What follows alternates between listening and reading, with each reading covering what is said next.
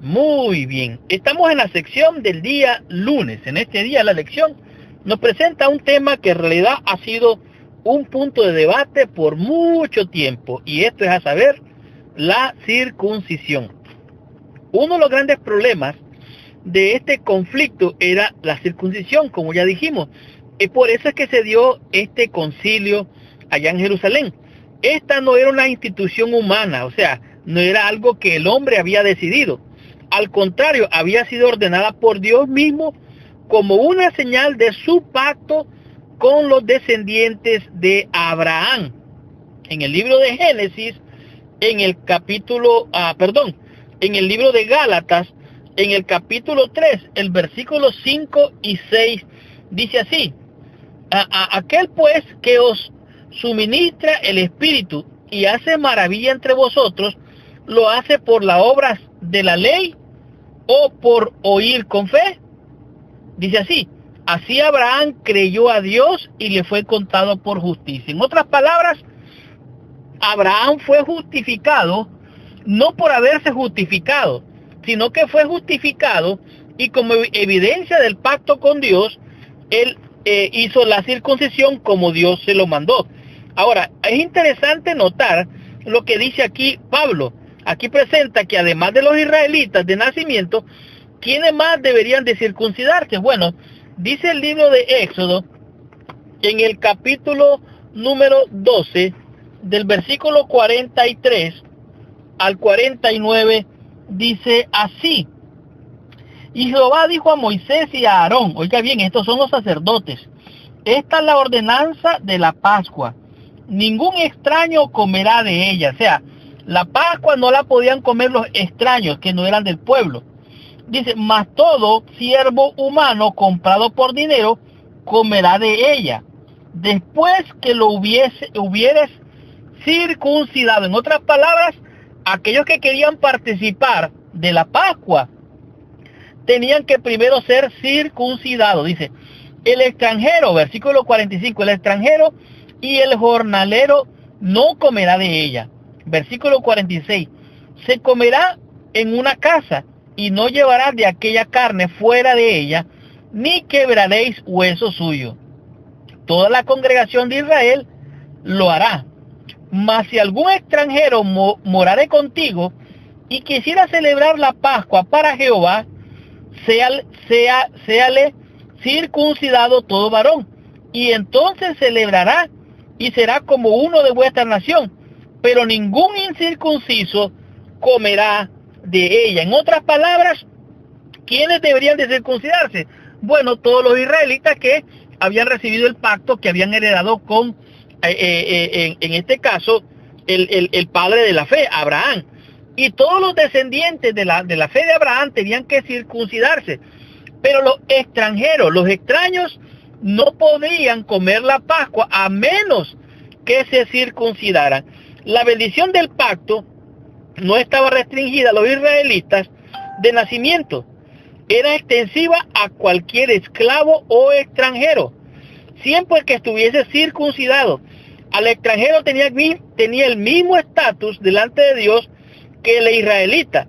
Dijo él, Dios, será como uno de vuestra nación. En otras palabras, era como quien dice adoptado como hijo de la nación de Israel. Parecía natural que los judaizantes insistieran en que ningún gentil podía beneficiarse de su salvación sin convertirse en judío primeramente. Y este era el problema de esta gente, que estaban confundiendo dos conceptos: el concepto del pacto y el concepto de la salvación. Ser miembro de la comunidad del pacto de Dios no garantiza la salvación. Abraham fue salvo, como ya vimos, por la fe, no fue por haberse circuncidado. Creyó Abraham a Dios y le fue contado por justicia, como dice el libro de Gálatas.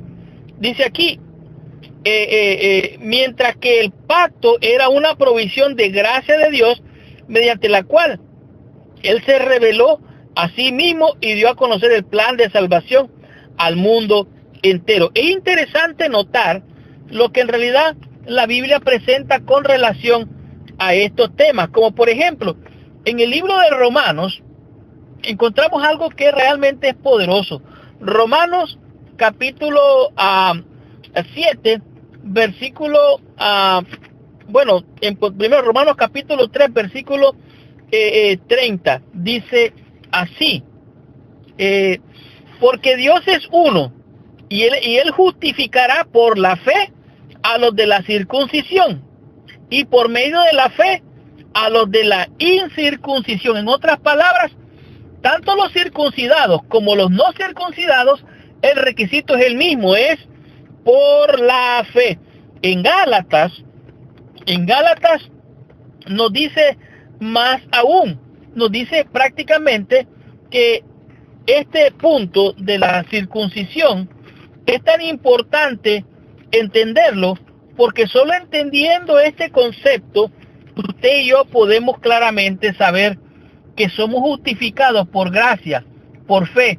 Es un don de Dios, es un regalo de Dios, la fe, la salvación, es un regalo de Dios. En el libro de Gálatas, en el capítulo 3, el versículo 28, nos dice así: ya no hay judío ni griego, no hay esclavo ni libre, no hay varón ni mujer, porque todos vosotros sois uno en Cristo. En otras palabras, ya no hay judíos, ya no hay griegos, ya no hay barreras de, podemos decir, de culturas, de naciones. Para Cristo, todos los que estamos en Él, somos realmente de Él.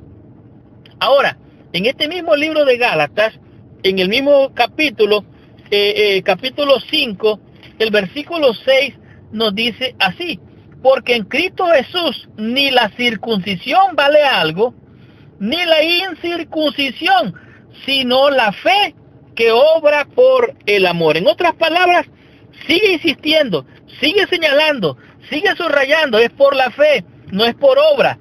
Si fuera por la obra, entonces la gente podría salvarse a sí misma. El libro de Corintios, primera de Corintios, el capítulo 7, el versículo 18, dice estas palabras poderosas: pero cada uno como el Señor le repartió, cada uno como Dios llamó a cada uno, así haga. Esto ordena en todas las iglesias. Fue llamado a alguno siendo circunciso, quédese circunciso.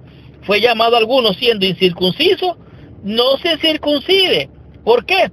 Porque la circuncisión nada es, y la incircuncisión nada es, sino el guardar los mandamientos de Dios. En otras palabras, tiene que verse las obras de salvación por medio de guardar el pacto de Dios. Estamos hablando de los 10 mandamientos, la ley moral.